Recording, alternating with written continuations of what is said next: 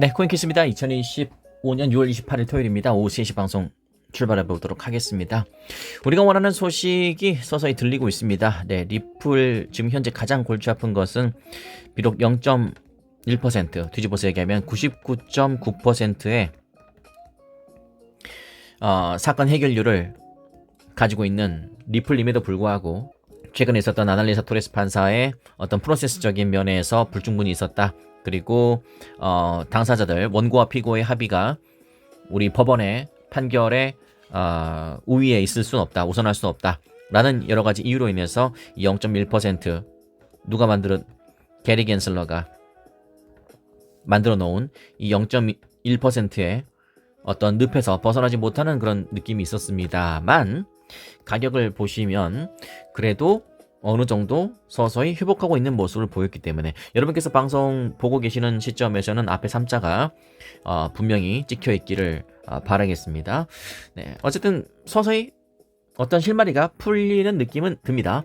리플 미국 SEC와의 법적 분쟁이 종결됐다. 1250만 달러 벌금을 수용한다. 1250달러의 벌금을 수용한다는 게 또 안 좋은 것처럼 들릴 수 있겠지만 보겠습니다.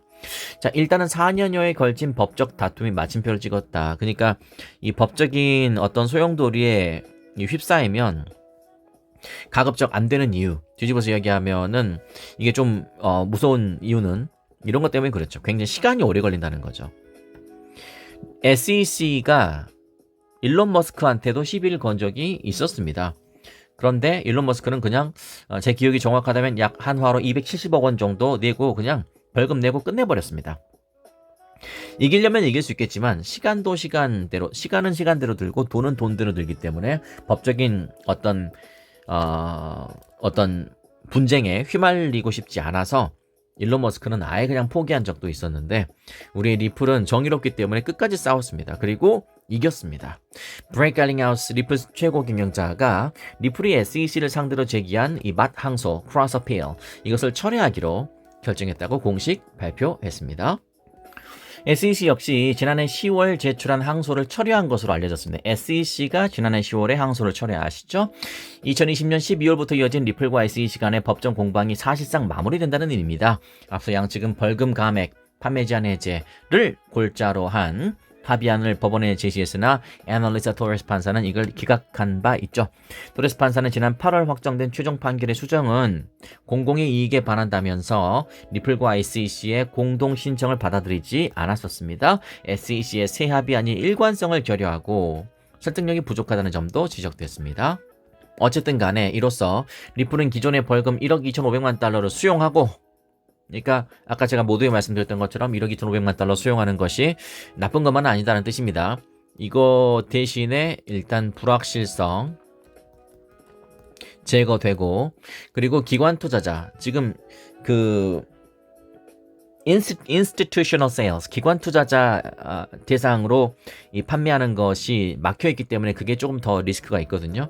이것에 대한 연구 금지를 감내하는 쪽을 택한 셈입니다. 원래 리플은 항소를 통해서 완화하려고 했죠. 하지만 현실적인 타협을 선택했다. 이것도 불확실성이 제거되고 있다는 면에서는 저는 좋은 것이다 라는 생각이 듭니다. 자, 가격이 어떻게 요동칠지 한번 잘 보시고, 자, 이 정도는 살짝 소화 매물이 나왔다고 생각하고, 오늘 아침 방송에 말씀드렸던 것처럼, 그 다음에 또, 그러니까 진짜 지금 토요일, 일요일은 나스닥 장이 또는 어떤 이 대외적인 지표적인 면에서의 장이 열리지 않기 때문에 움직임이 별로 없는 것이 일반적인데, 지금 리플은 특수한 어떤 긍정적인 시그널과 관련된 이슈가 발표가 됐기 때문에 주말간의 리플의 움직임은 굉장히 중요하겠다, 이렇게 말씀드릴 수 있겠습니다. 저는 그렇게 생각합니다. 자, 리플 XRP는 이번 발표에도 불구하고 하락세를 면치 못하고 있다.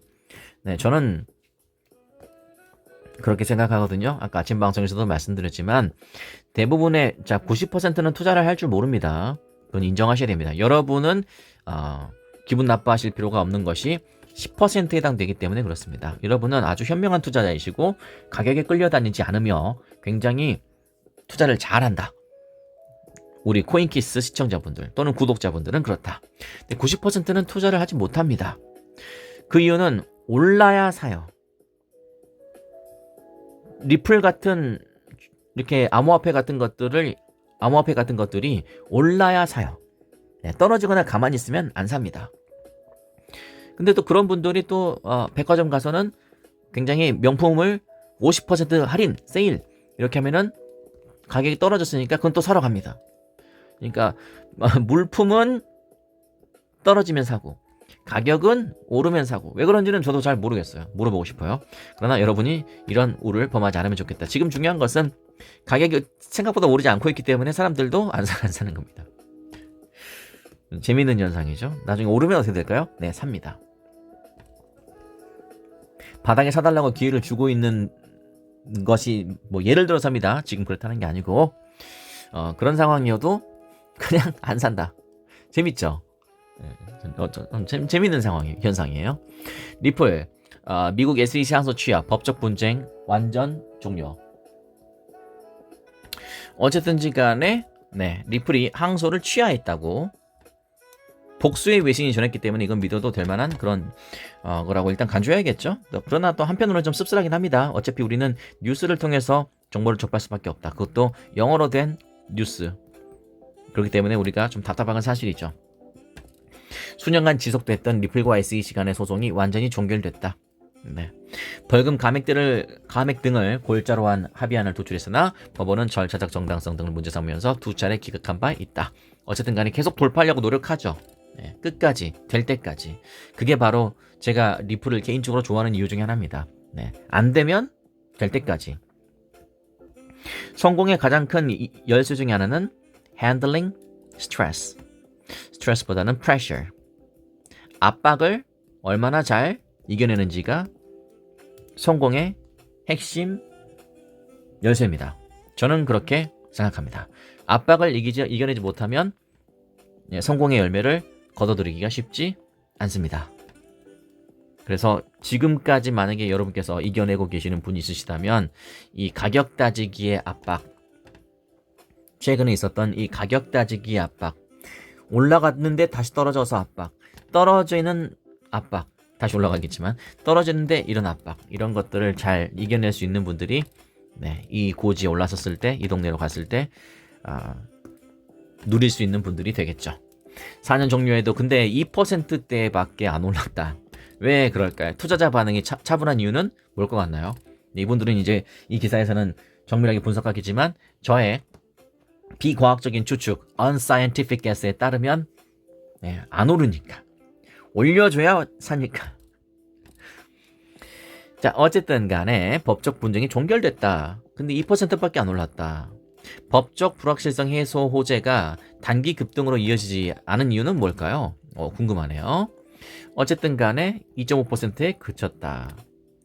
자, 리플 CEO는 맛 항소를 처리한다고 이야기했고 SEC 역시 그럴 예정인데 2.5%. 물론 리플만 올랐던 건 오르고 있는 건 사실이지만 그래도 시원찮다. 그 이유가 무엇이냐면 이 기사에서 제시하는 이유는 몇 가지 요인이 있는데 이미 수개월 전부터 예고돼 왔고 그러니까 뭐 딱히 신선한 느낌이 없고 그리고 리플과 SEC가 벌금 감액 합의에 접근하고 있다는 정황도 이미 알고 있었기 때문에 그렇다라는 이야기네요. 완전한 서프라이즈가 아니다. 그러니까 신선하지 않았다. 나쁘지 않은 분석입니다. 두 번째, 이번 판결은 XRP의 거래소 유통 자체는 증권이 아니라고 확인한 기존 판결을 유지하되 기관 판매는 여전히 증권으로 간주돼서 일부 제한은 지속된다. 즉 완전한 무죄나 규제 해소가 아니다. 그래서 제한적으로 반응했다. 그럴 수도 있겠네요. 아니면 암호화폐 시장 전반의 유동성 축소, 비트코인 중심의 자금 집중 현상, 그래요. 맞아. 그것도 뭐 이렇게 완전히 공감이 되진 않지만 뭐 그럴 가능성도 있겠죠. 어쨌든 XRP는 법적 리스크라는 짐을 벗었어요. 그러나 당장의 가격 반등보다는 실제 유통 활성화, 기관 채택 확대 등 펀더멘탈 개선 여부가 향후 흐름을 짓는 결정짓는 관건이 될 것이다. 단기 모멘텀보다는 장기에 그럴 수 있는데요. 또 이렇게 말씀드리는 순간 가격이 또 화끈하게 또 오를 수도 있는 것이고 그거는 뭐 세력맘이니까 그런 부분들은 우리가 짚어봐야 될 그런 포인트라고 생각합니다. 네, 아까 말씀드린 것처럼 압박을 누가 잘 이겨내는지 그것이 아마 핵심 포인트가 아닐까라는 생각이 드는데요. 어쨌든 간에 뭐 안 좋은 소식보다는 낫죠. 어떤 이슈 몰이가 이렇게 돼야 된다. 저는 그렇게 생각합니다.